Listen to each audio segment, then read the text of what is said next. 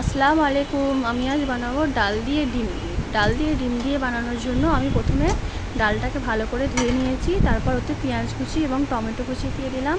তারপর অল্প করে সর্ষের তেল দিয়ে দিলাম। তারপর ওতে আমরা অল্প হলুদ গুঁড়ো এবং অল্প করে লঙ্কার গুঁড়ো দিয়ে দেবো। দিয়ে ওটাকে ভালো করে হাত দিয়ে মাখিয়ে নিতে হবে। ভালো করে হাত দিয়ে মেখে নিতে হবে। চেপে চেপে ঘষে মরতে হবে ডালটাকে। ভালো করে ডালটা মাখা হয়ে গেলে ওর মধ্যে জল দিয়ে দেবো। দেখতে পাচ্ছেন আমি যেরকম করে করছি সেরকম করেই করবেন।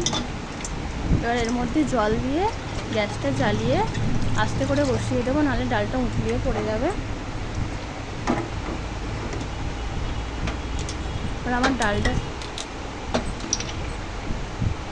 তারপর আমার ডালটা দেখুন সিদ্ধ হয়ে গেছে। ওর মধ্যে আমি দুটো ডিম ফাটিয়ে দেবো।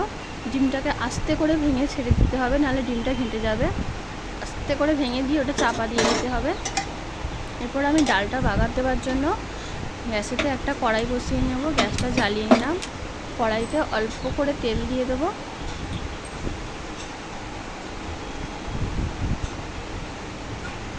অল্প করে তেল দিয়ে দিলাম।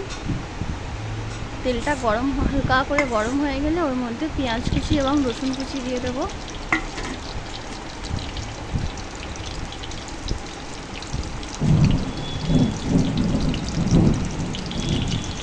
আবার ওটাকে অনবরত নাড়তে হবে।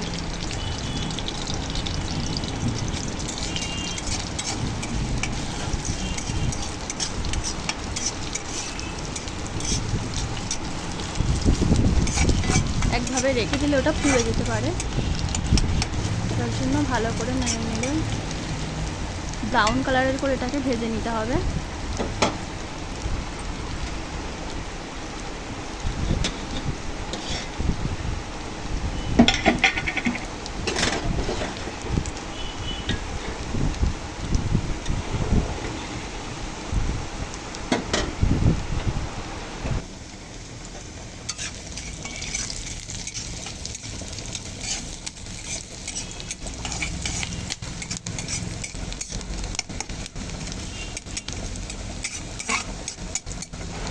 আর পেঁয়াজটা আর একটু বাকি আছে।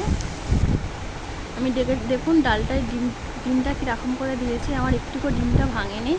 এরকম আস্তে করে দিয়ে দিতে হবে, নাহলে ডিমটা ছেড়ে যাবে, ভেঙে যেতে পারে।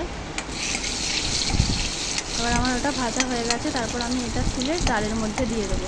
নুনটা ডালে দিয়েছি, সেটা দেখানো হয়নি, আপনারা দিয়ে দেবেন। এটা তুলে আমি ডালের মধ্যে দিয়ে দেবো। ডালটায় বেশি জল দিলে হবে না, একটু ঘনটা বজায় রাখতে হবে। বুঝতে পারছেন আমি কীরকম ঘন করেছি, সেইভাবেই করবেন। বেশি পাতলা করলে ভালো লাগবে না। দেখুন আমার ডিমটা একটুকু ভাঙেনি, সুন্দর গোটা হয়ে আছে। আপনারা একবার ট্রাই করে দেখবেন, ভালো লাগবে। আসসালামু আলাইকুম।